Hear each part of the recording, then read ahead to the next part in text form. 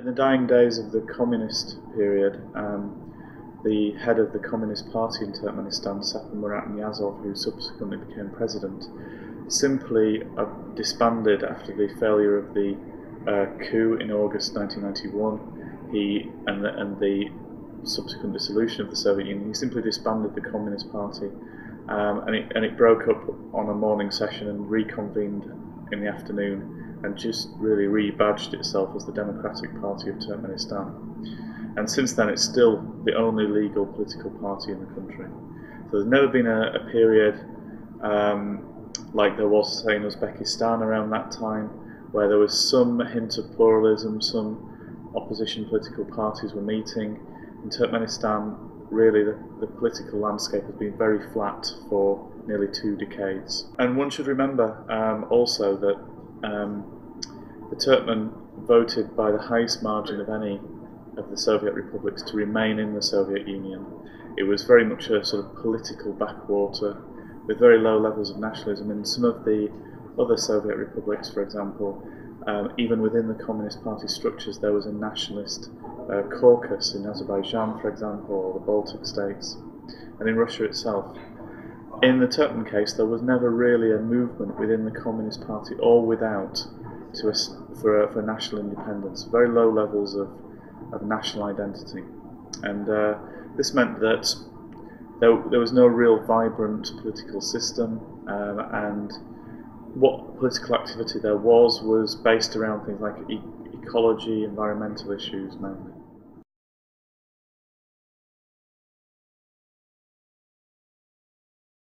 There have undoubtedly been some changes, that's for sure.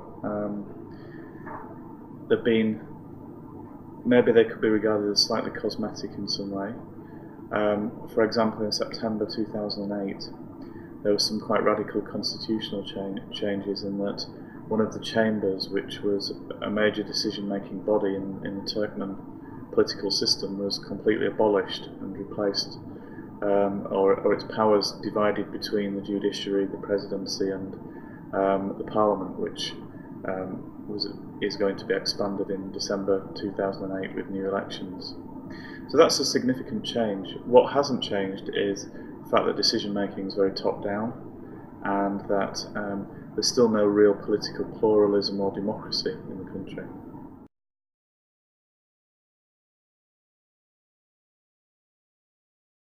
The cult surrounding Niyazov himself has been fairly steadily dismantled. He has not been disavowed, he's not been criticised in the way that Khrushchev famously criticised Stalin in 1956. That may yet come. What we've had instead is just a steady dismantlement of the visual signs of the cult. So the portraits have come down, some of the statues have come down. Niyazov's book, Ruhnama, that's been very much downgraded. There were a series of secondary cults surrounding his mother and father, for example. They've been more or less disappeared. The names of the months of the year and the days of the week, which were renamed by Niyazov, have reverted back to their Turkmen variants, the traditional variants. All those indicate that the cult has been dismantled. However, a form of cult, a much lower level cult, has begun to emerge around his successor. So now you'll see portraits of the current president everywhere. You'll see biographies of him written, posters, that sort of thing. Certainly not on the level of Niyazov, but nevertheless a cult.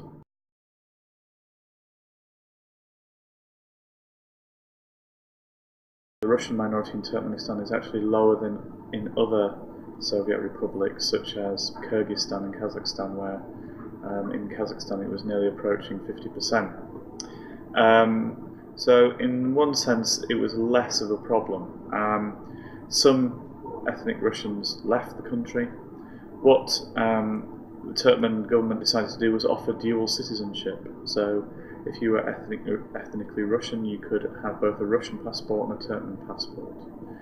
What happened in the later period of Niyazov's rule, from about 2003 to his death in 2006, is that there was greater open, systematic discrimination against minorities, particularly Uzbeks and Russians. The dual citizenship scheme effectively ended. So no new dual passports were issued. There was unofficial discrimination in public sector employment, particularly against Uzbeks, many of whom were forced out of their jobs. Even quite rare, highly paid specialists in the medical sector, for example, consultants, if they were Uzbek, often they were moved out of employment. So what you had therefore was quite systematic discrimination by the end. After Niyazov died, Russian made a comeback, Russian language, and a much softer approach and a much more inclusive approach. And I think this will go down as one of the big achievements of the regime of Kurbanguly Berdimuhamedov, that he has brought Russian back and that Russians feel much more at ease, and to some extent so do Uzbeks as well.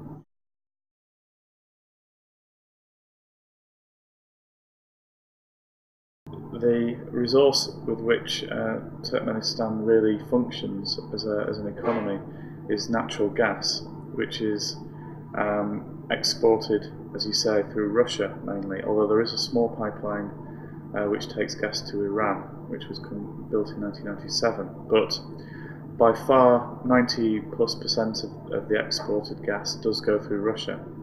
Now obviously the Turkmen government wants to diversify its export options. That's only natural. They want to give themselves some room for manoeuvre, because as long as all of their export earnings are dependent upon Russia, then effectively they're somewhat beholden to Russia, really.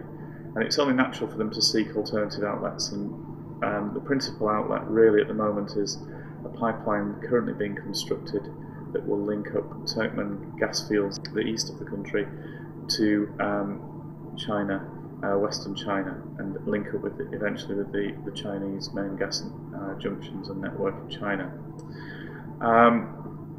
This pipeline is scheduled for completion in 2010 and looks as though it's on track to be completed. An independent audit of Turkmen gas reserves is being conducted by a British firm, and that confirms that the gas is in place. And that gives the Turkmen government much more confidence and much more room to develop its alternatives. Two other options have been talked about. One is across the Caspian to the European gas networks, and another one is through Afghanistan and into South Asia to Pakistan and India. Both of those have not yet got off the ground, although the government is actively considering them. There are certainly serious geopolitical difficulties in completing these pipeline projects. If we take the Indian and Pakistani project, which is called the Turkmenistan, Afghanistan, Pakistan, India pipeline, or TAPI, that pipeline faces a rival pipeline from Iran, which would bring similar volumes into Pakistan and India, which are both gas deficient states. So it's got a rival pipeline. The secondary issue is that Afghanistan itself is still not secure and stable, and although the pipeline would provide employment and clearly would help boost the economy, the Afghan government would get transit fees, and it would also get a fairly secure supply of gas for itself. Nevertheless, the risks of actually constructing a pipeline are probably too great at the moment in Afghanistan. There are also rivalries and difficulties between India and Pakistan over the volumes and the ratios of gas and the pricing issues there, but they're probably resolvable. The main issue is security in Afghanistan, and that pipeline has not found a commercial backer yet. The other pipeline project which has been talked about is an underwater gas pipeline from Turkmenistan to Azerbaijan, linking up then with the network of Caucasus gas pipelines. It's fair to say there are obstacles over that. There is Russian opposition, not unnaturally. They've got a monopoly on gas exports from Turkmenistan. They don't want to see that monopoly diluted. The ownership of the Caspian Sea has not been decided, so Iran has a claim on the Caspian, and so does Russia, and there's no agreement between the different states that border the Caspian Sea over the ownership. which presents a further problem. There are quite considerable technical difficulties in relation to the construction of the pipeline across the seabed, and there are the commercial risks of actually putting that gas through there. So from the Turkmen perspective, the Chinese and the Russian options are still really the top options.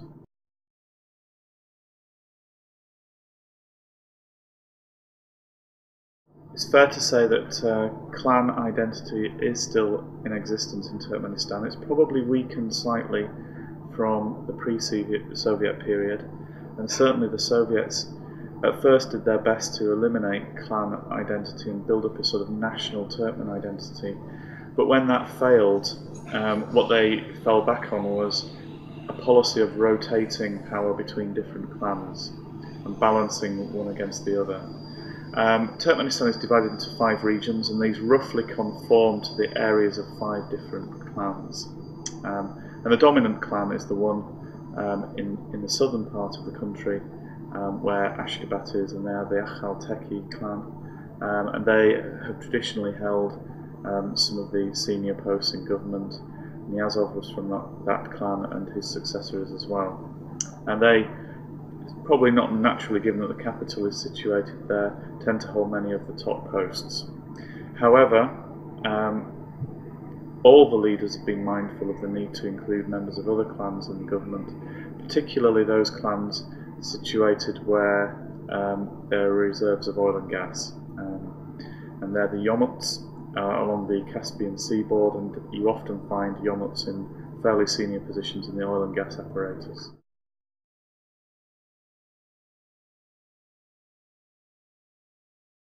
Many people would argue that the position of women has possibly worsened since independence. The Soviet system wasn't perfect, and there was a glass ceiling for women, but nevertheless they were granted equality in terms of things like education, to a certain extent in occupation as well. Very bitter struggles were fought in the 1930s over issues like the veil, forced marriage, polygamy, all of which really raised the status of women in Soviet society and emancipated women to some degree. The re-traditionalization of Central Asian societies after the end of the Soviet Union has in some cases pushed women back into the margins. I think in the case of Turkmenistan that's not been as acute as in maybe parts of the Fergana Valley in Uzbekistan, for example, or Kyrgyzstan. Nevertheless, it is a relatively patriarchal society. It's quite traditional in many ways, and there is an expectation that men make the decisions in the household. Women do go out to work, but often they've fallen back a little bit into what you might call traditional female occupations, and perhaps fewer of them are going into, for example, medicine. Education has always been a traditionally a female area, so most teachers are female in the schools.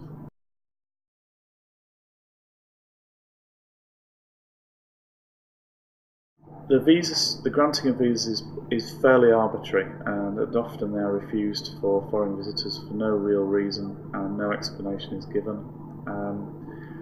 I would say, having travelled to Turkmenistan many times over the last decade, the situation is probably slightly better than it was.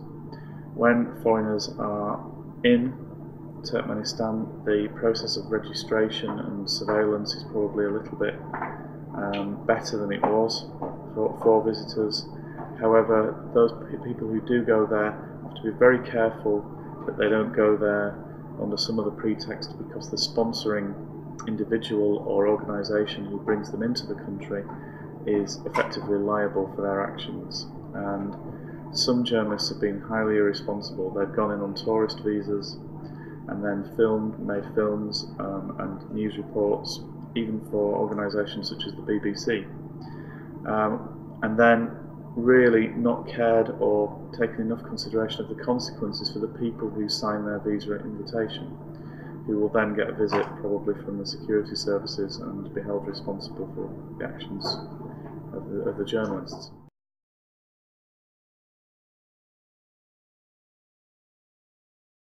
Unlike the other Central Asian republics, Turkmenistan has declared itself to be a neutral state, and that status has been recognised by the UN. That means to say that the country doesn't join any security organisations or military alliances, and has remained outside some of the post-Soviet security institutions like the Shanghai Cooperation Organisation, the Collective Security Treaty Organisation, and some of the structures associated with the CIS. Levels of cooperation with NATO are fairly minimal as well, and as a consequence, Turkmenistan has pursued to some extent a fairly isolationist and neutral foreign policy course, which has given it some leverage really in deciding its own fate. Within that context, its core foreign policy relationship is with Russia, which purchases its gas exports and also has the greatest leverage to affect Turkmen internal politics. And it's fair to say that no Turkmen leader will really attempt to jeopardise or affect that core relationship. What's interesting at the moment is a very solid diplomatic move towards engagement with China, and this is again underpinned by gas exports. The difficulty for the West in building relations with Turkmenistan is that the West comes, or the EU in particular, comes with it as a normative institution. It has a series of benchmarks in relation to human rights and democratisation, which the Turkmen government either cannot or will not want to meet.